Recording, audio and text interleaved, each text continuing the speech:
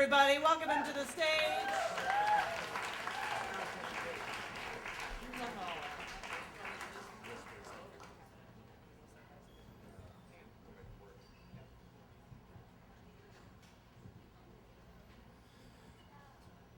My roommate and I are sitting outside of Ben and Jerry's one day, and we're looking across the street, and we see this guy, this kind of street individual that we recognize from around town in Richmond, Virginia, if y'all know it. And thank you. The guy's got a sea captain's hat on and this wild dreadlocks and this fringe jacket. And he's in there. We see him gesticulating wildly, and the Ben and Jerry's guys are just like, no, no, no.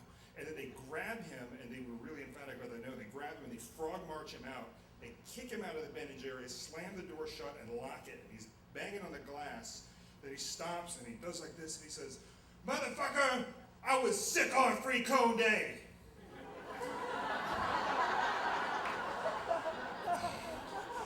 And it became a thing where me and my friends, like our lame excuse, I was sick on Free Cone Day, who's gonna see that guy again? And we're having the kind of party that you can only have when you're in your 20s and your house is the color of a bunch of dirty Band-Aids, and you're horribly underemployed. My rent was like $175 a month.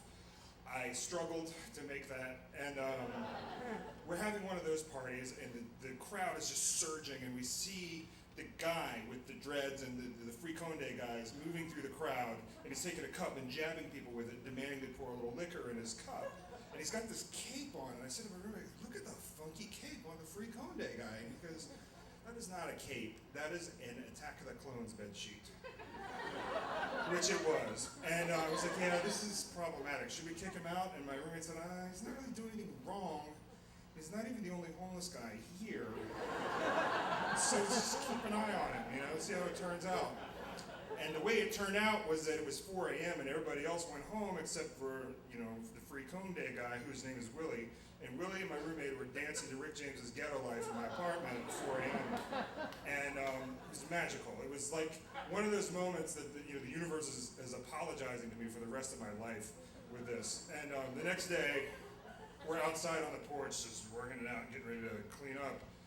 And Willie comes up with this woman who's wearing a Christmas sweater and a mini skirt and these like blast shield sunglasses and just a fur-lined hood from a winter coat.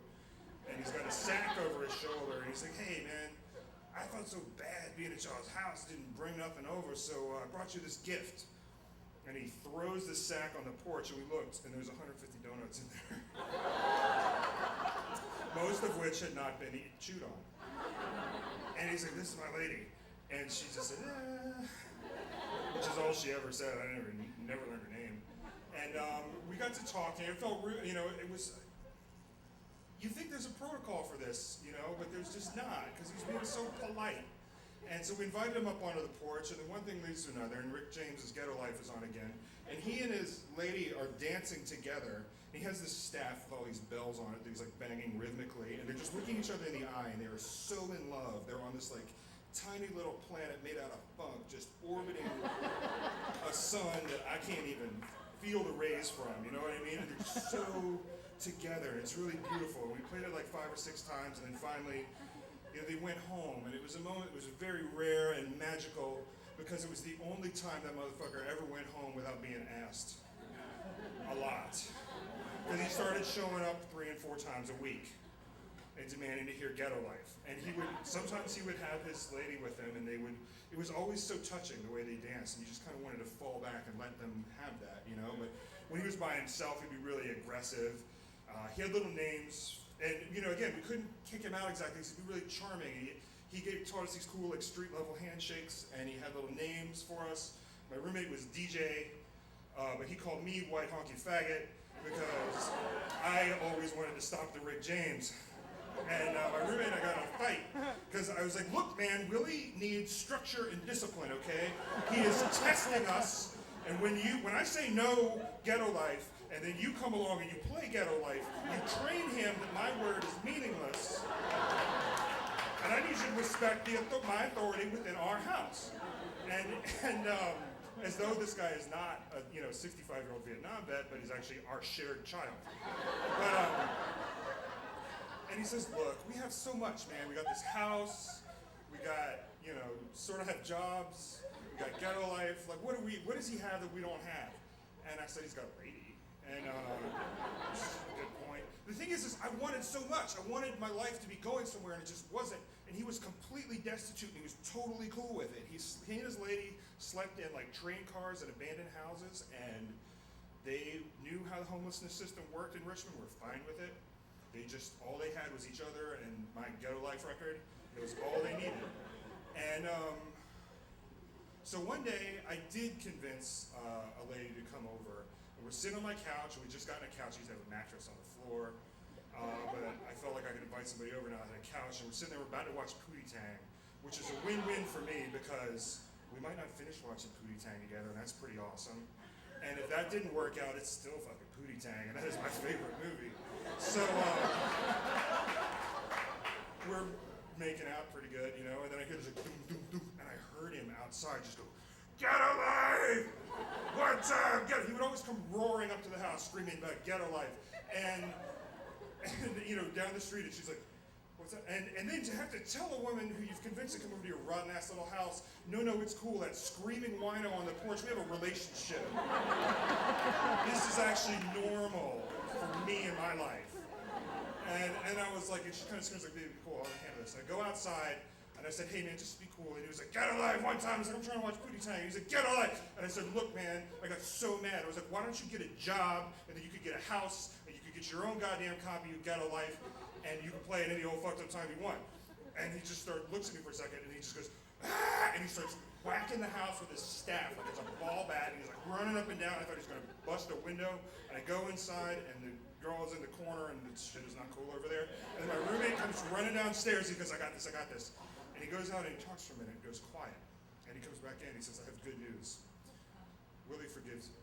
And he has something wonderful. I was afraid I'd strained our relationship. He has something he would like to say. And I go outside, and Willie says, "I've been thinking on this. I don't get why you play the drums, but you never want to party." And I said, "Well, and I can't really explain that. It's just how I am." And he says, but he's figured it out. He says, every personality is comprised of two sides, the natural man side and the bitch side. And as it turns out, Willie is like 99% natural born man. And as it turns out, I am mostly bitch, he explains. So it's natural that we be in conflict. It's just like cats and mice. I ain't even mad at you, man. I was like, "Oh, good, thanks." And then we get to talking a little bit more, and she comes outside, my roommate comes outside, and it turns out that his lady is a prostitute, because she's obviously hooked on drugs. And they had a huge fight earlier that night because she had to go out on the streets, and it upset him every time, even though he knew she had to do it. And so he came over and demanded to hear Ghetto Life, because that was the one thing that they had together. We were like date night for them, and he just wanted to enter that place. I just looked at him, I was just like, "God damn it, Willie. Ghetto Life. One time, okay, once, you get it." We played it, and he danced, and he loved it, and he felt okay. And he just lay down for a minute. We went inside and did not finish watching Pootie Tang. But I came downstairs in the middle of the night to go to the bathroom. I looked on the porch, and he was there. And I covered him up with a blanket, because it was getting chilly.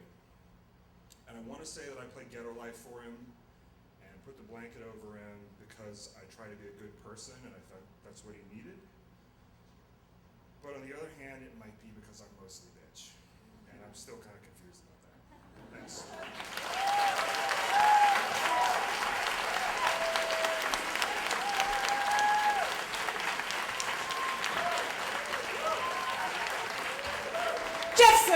Jeff Simmerman, everybody. Jeff Simmerman.